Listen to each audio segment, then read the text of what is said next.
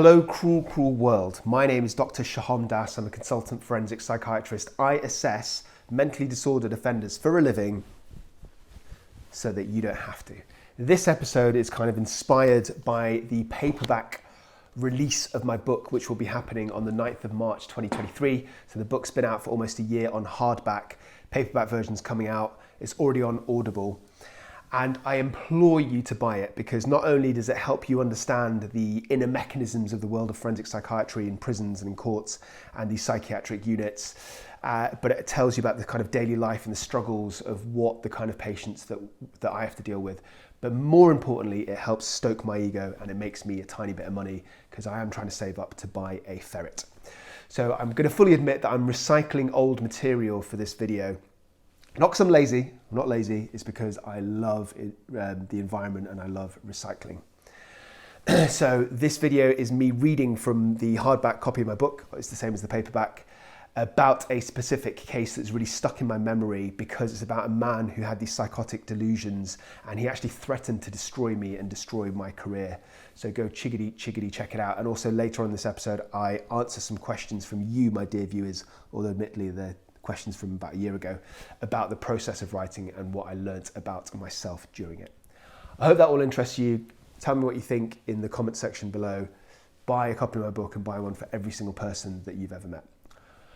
Have a blessed day, and whatever happens, do not forget, I love you.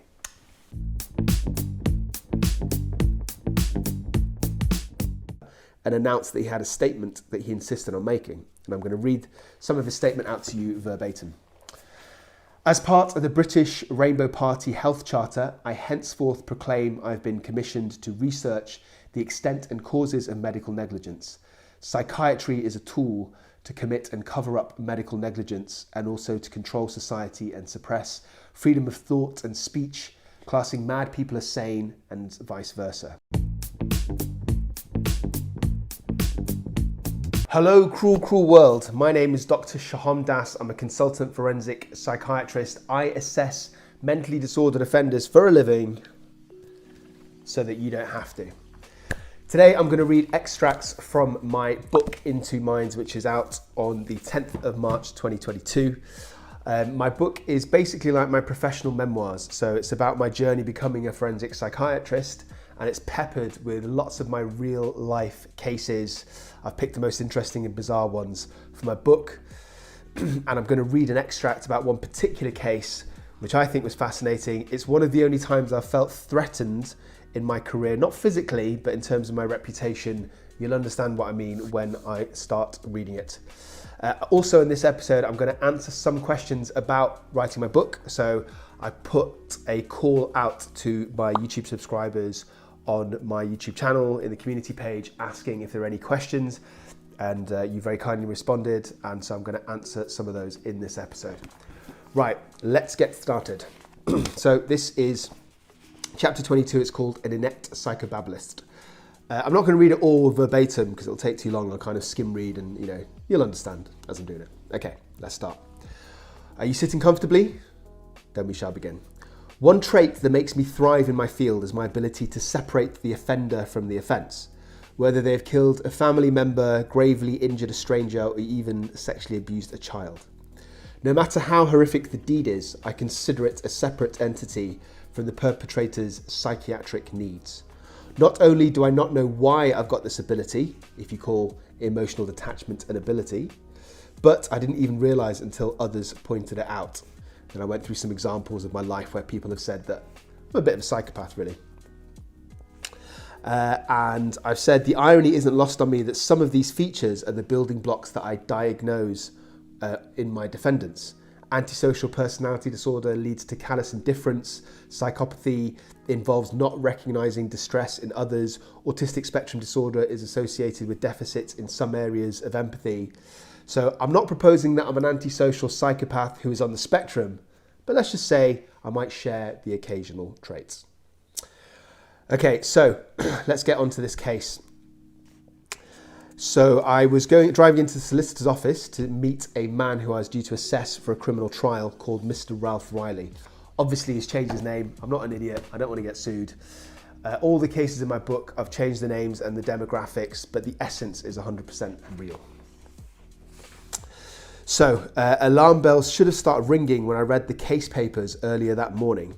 Ralph was in his early 40s, same as me at the time, though he was single and lived with his father. This was all towards the end of 2019. His mother had apparently committed suicide when Ralph was a toddler. He'd received some treatment about 3 years ago for some problems in his nose, his nasal septal area, and his turbinate, which resulted in problems breathing. And basically what happened was that Ralph was not happy about the outcome. But after exhausting the usual NHS complaints procedures, he launched a campaign against doctors and the staff at the hospital. So this is when alarm bells should have started ringing.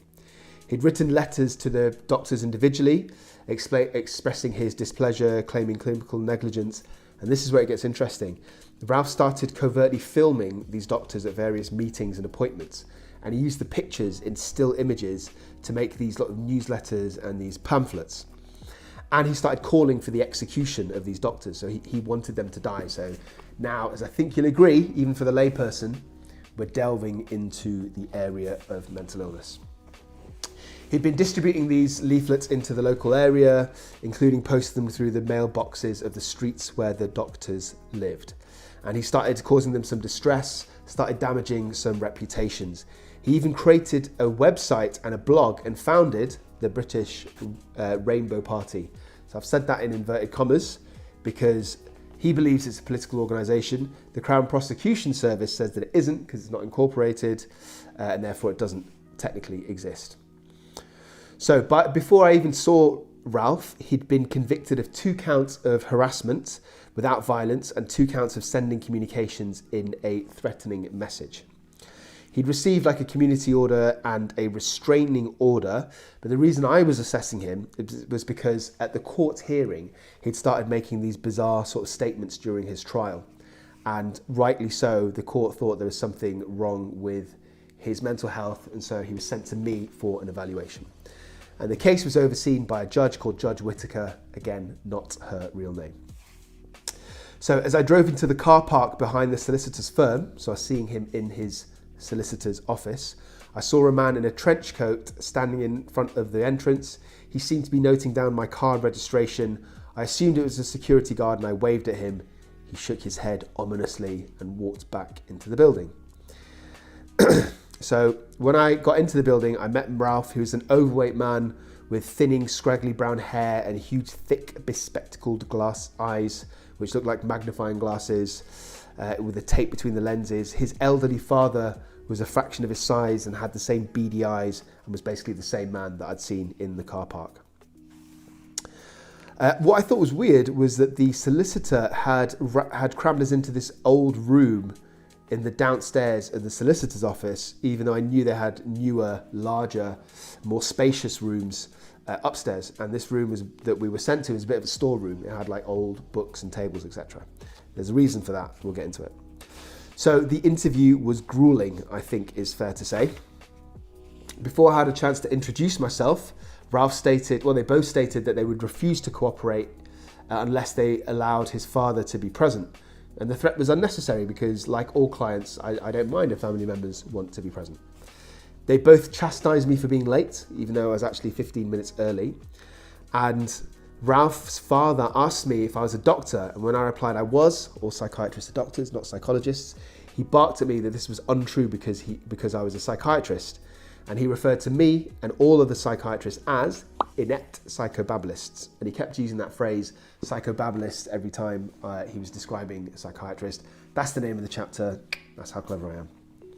So then they unleashed a barrage of complaints about the various doctors who had tried to treat Ralph. And basically, I kept trying to redirect the interview, and I kept trying to make it clear that I wasn't doing a clinical negligence assessment. And I was trying to assess his mental health. But despite what I was saying, they constantly kept talking about their perceived medical maltreatment. And interestingly, they were teasing me with morsels of a wider conspiracy theory, which is what I was actually interested in because I was assessing his mental health. About 10 minutes into the interview, Ralph stood on a chair, uncrumpled a piece of paper and announced that he had a statement that he insisted on making. And I'm going to read some of his statement out to you verbatim. As part of the British Rainbow Party Health Charter, I henceforth proclaim I've been commissioned to research the extent and causes of medical negligence. Psychiatry is a tool to commit and cover up medical negligence and also to control society and suppress freedom of thought and speech, classing mad people as sane and vice versa. As I was doing this, Ralph's father was clutching his chest, looking really proud. Ralph continued, "You and your ilk create fictional diagnoses, while true mental illnesses such as royalism and paedophilia are ignored. Henceforth, I do not recognise you or your specialty. You originate from Nazi Gestapo culture. I declare that when the British Rainbow Party comes to power, all psychobabblists such as yourself will be removed from civilised society and sectioned to a safe place. Those who will not conform will be executed, and this country will be cleansed of psychobabble." Dun dun dun. Any attempt to place me in any kind of prison will result in the following. All covert video recordings that I have not yet leaked will henceforth flood into the internet. 50,000 policy sheets with our manifesto will flood the boroughs of blah blah blah. A further 300,000 sheets will henceforth flood the relevant parts of London, exposing Judge Whittaker, who oversaw the mockery of my court case and her role in suppressing my manifesto to protect unscrupulous doctors, the judiciary and psychobabblists. And then he folded a piece of paper, peered over me with his dark eyes, and ended with the ominous phrase, "You may think surely you can hurt me, but my people and my party can hurt you far worse."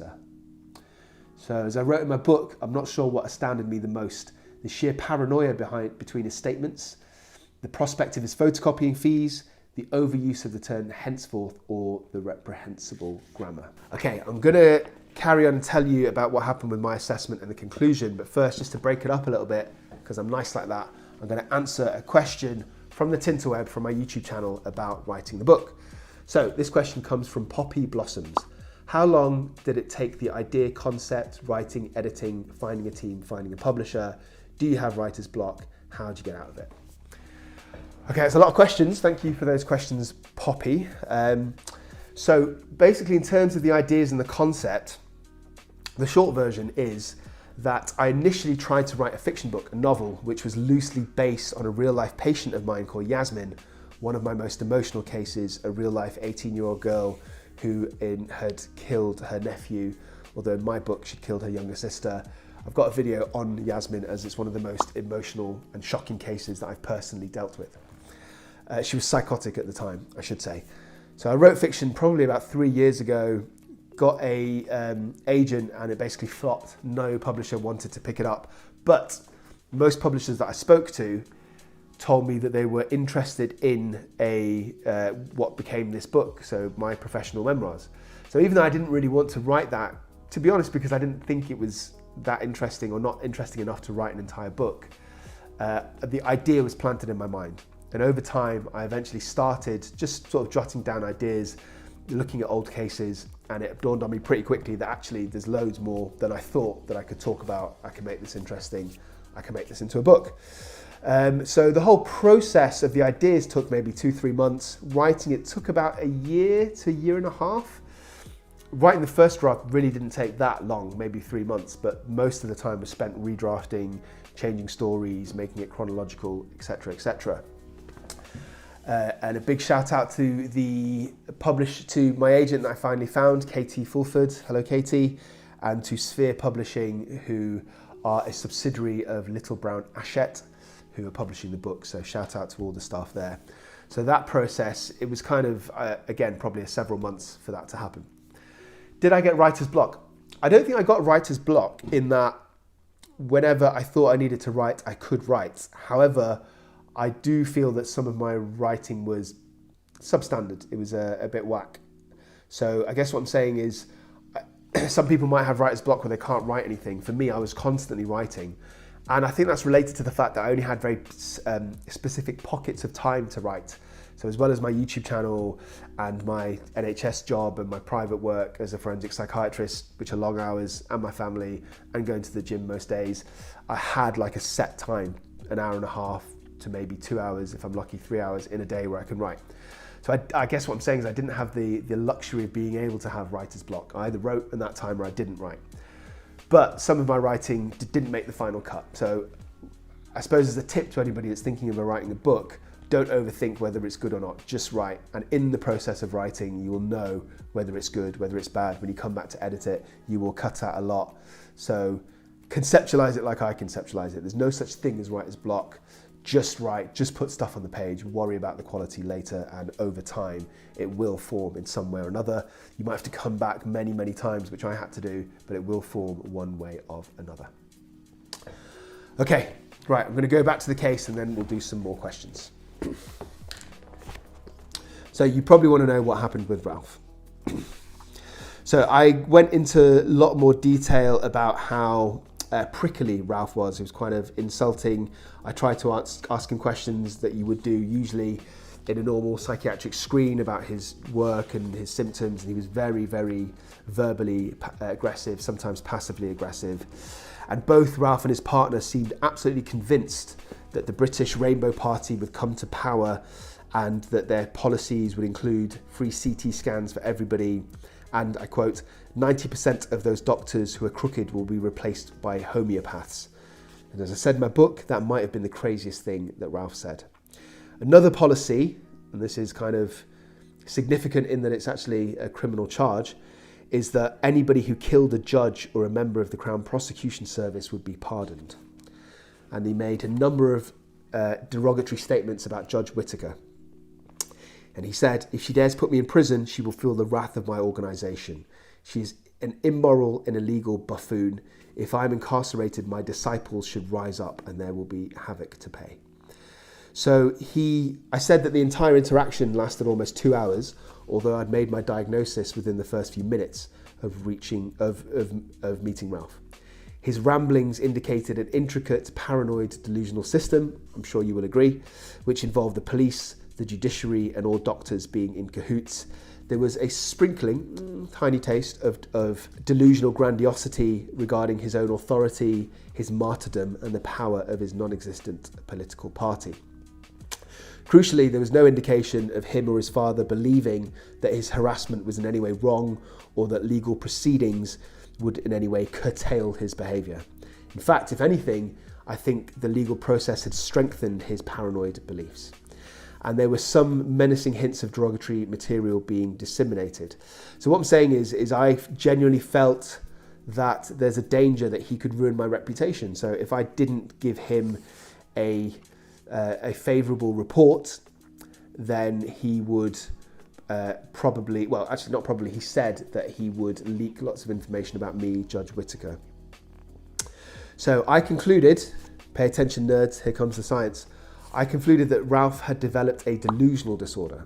So this is characterized by either a single delusion or a set of related delusions that are usually persistent and lifelong. Now, this differs from schizophrenia. If you've been watching my channel, you know what schizophrenia is. If not, I've got a video on what it is and what it isn't. But delusional disorder is different from schizophrenia because there is other psychopathology in schizophrenia, such as hearing voices. And also in delusional disorder, there's no functional or cognitive decline, which means that people who suffer with it are actually pretty intelligent and capable. Whereas in something like chronic schizophrenia, it can decrease your IQ over time. So that actually makes them more determined and more dangerous, I think, in this case. Onset is usually in the middle age, unlike schizophrenia. Okay, so now here's the unique bit of this case. This case exposed me for the first and only time in my career to folie à deux, which is a very rare and unnecessarily French psychiatric phenomenon, also known as shared psychosis. So that's when one delusional belief is transmitted from one individual to another, usually a close family member, and classically when both sufferers are isolated from society. So this is probably a mixture of shared genetic predisposition, because as you might know, psychosis runs in family, and also from being brainwashed with delusional ideas over time without any contradictory, rational voices of reason. So I thought this was quite interesting because I'd spent so much time learning about bizarre delusions during my training, like folie à deux, that it kind of felt like I was collecting them when I actually saw them in my career. If you're interested in folie à deux, I've done a video on these Swedish twins, So identical twins, completely true story, who in real life tried to kill themselves by literally running into traffic and jumping into traffic. So go check out that video. They also had folie à deux, they had the same psychosis. One of them went to hospital after she was run over by a truck. And there's actually live footage of this happening because the police, by coincidence, were being followed around by a camera crew at the time they got the call. And another one, Sabina, was relatively uninjured, which is amazing considering she was running into traffic. And she was discharged by police, which, as I said in my video, I think was an incorrect call. And she'd been charged, she'd charmed the police officers, and she went on to kill a random stranger the next day. So shocking, horrendous case, go check it out. Okay, back to some questions, and then at the end, I will tell you the outcome, the final outcome of the Ralph Wiley case. So next question is by Lily DeJervan. Was it difficult to write creatively without over-intellectualizing? What are your aspirations in sharing these case studies to explain the mentality within forensics, to profit from your experience? Very loaded question. Or perhaps to guide us in our own possibly related journeys? Okay, was it difficult to write without over-intellectualizing? Not at all. I think that one of my skills is that I am not as intelligent as I sound. So no, I think that, joking aside, that I'd like to think that I'm good at explaining intricate concepts in a simple manner. So it wasn't hard to write it in that kind of tone. I have read some other books by forensic psychiatrists that have come out recently, and I don't want to spark any beef, but in my view, some of them have been quite formal, quite stuffy, and have read like textbooks. Mine, in my opinion, doesn't read like that at all. It's kind of more storytelling than it is. And obviously I talk about psychiatric illnesses, I talk about mental health act, but it isn't supposed to be a lecture. It's not supposed to be to fill you full of information, because you don't need to know that kind of stuff. I do when I give evidence in court, you don't. What I focused on is what I think is the interesting bits, what I think readers want to hear, just like viewers want to see, is the actual stories of the individuals. So to answer the question in a long rambling way, it's not difficult to write it without over-intellectualizing. What are my aspirations? Just to kind of share my stories. I think that I've learned from doing this job that people are very interested in the types of people that I see, people with mental illnesses who've committed very serious or bizarre crimes, like Ralph Wiley. So yeah, just to tell my story, I'm trying to break into the media, so if I'm being honest, I suppose I'm profiting in a way by expanding my media profile. I think that's only fair that I'm doing that. I don't think I'm going to make a ton of money from it, especially considering the amount of time it took me to write the book. I don't think it's financially that profitable, but that's fine. That's never been my goal from day one. To guide us in our own possibly related journeys, I mean, with respect, I don't think I'm going to be guiding that many people, because I don't think that many people out there have severe mental illnesses and have been charged with a very serious crime like a murder that will be reading my book. If you are in that situation, then I hope I can help, but I think that's going to be a very, very, very small proportion.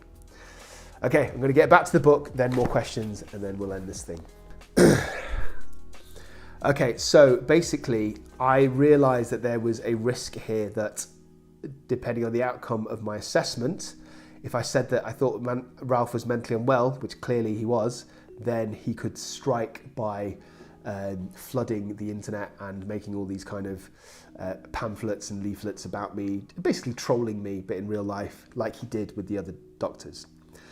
So I decided I had no option but to contact Judge Whittaker directly to warn her of the imminent threat. A little part of me was tempted to suggest that the judge should remand Ralph to prison instead of letting him be on bail, and perhaps even arresting his father on a charge related to threatening behaviour. However, the judge had a robust and fairer plan. She made some very strict, clear bail conditions, which Ralph had to sign off on, saying that he was specifically prohibited to make any form of contact with myself or the judge. And if he broke this, or if anybody broke this, then he'd be immediately arrested, incarcerated. That included any literature, anything from their website, any menacing leaflets. And so that was the bail conditions. And I think it must have worked, as I didn't hear a peep from either of them, much to my relief. I heard from the solicitors that Ralph was later transferred to a psychiatric unit, which was also one of the recommendations that I made in my report. And I imagine he would have been quite a handful for the unfortunate forensic psychiatrist who had to treat him. because delusional disorder is notoriously difficult to treat and it responds far less successfully to antipsychotics than its cousin diagnoses like schizophrenia. And also a lack of insight and reluctance to engage in therapy is fairly standard for mentally disordered offenders sent for rehabilitation in these units, but this kind of hatred and vitriol and disdain towards doctors and the medical profession and psychiatrists is quite rare.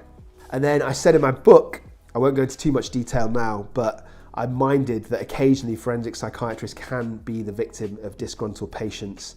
So as an example, in May and June 2018, a spree killer sought out and fatally shot 6 people dead in Scottsdale, Arizona in the States. And he was a 56-year-old man called Dwight Lamont Jones.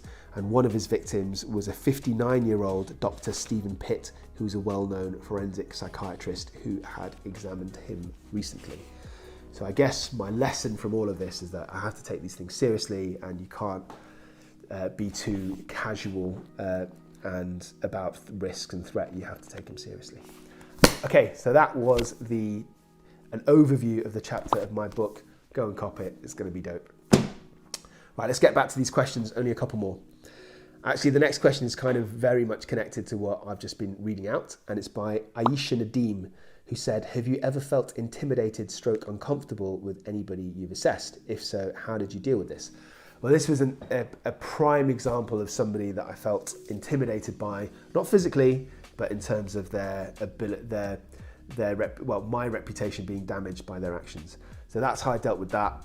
I've also been punched in the face in my career. It's actually happened twice, but I've written about one time in my book. Well, I'll let you read it, but basically I didn't really get to deal with it because it happened so suddenly and so unexpectedly that there was no build-up, so there was very little that I could have done to prevent it, and it happened so quickly I didn't really have time to react to it afterwards. In terms of my career in general, generally, much to possibly your surprise, I don't feel that threatened generally, because when I'm doing my assessments, mostly defendants are on their best behaviours, and when I see them in prisons, if they are risky, or even in psychiatric units, they will have nursing staff around. There are safety measures like holding your alarms, and I guess, I don't know, I don't feel that frightened. I'm a big boy, I can handle myself. I don't generally feel threat from people.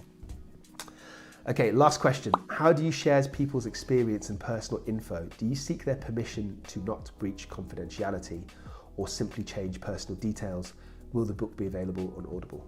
Yes, the book will be available on Audible. Now, I will admit that I've not sought the permission from the people that I've talked about in my book. The reason being is because I can't talk about live cases, so all of the patients I've discussed are historical. So I've not seen them for 2 or 3 years, some of them even longer, sometimes 5, 10 years. So I don't actually physically know where they are.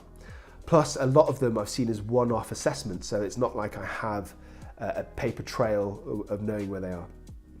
However, I've made very, very sure to hide their identities. So I've changed their names, I've changed some logistic details like where they're from. Occasionally I've changed males to females and vice versa. So I've made them less identifiable. I have checked with my indemnity people, so as far as I know, I'm not going to get sued.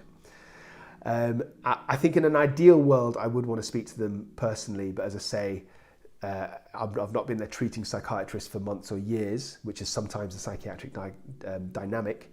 Instead, I have only seen them as one-off assessments as an expert witness for court. Okay, so you've heard from my book. You've heard me answer some questions. If you've made it this far, thank you so much for listening. Just very quickly, I'm going to give you an overview of this channel in case you're new to this. So it's called A Psych for Sore Minds. I'm a consultant forensic psychiatrist. I address videos that tackle a whole range of issues related to either mental illness or offending, or the crossover between the two.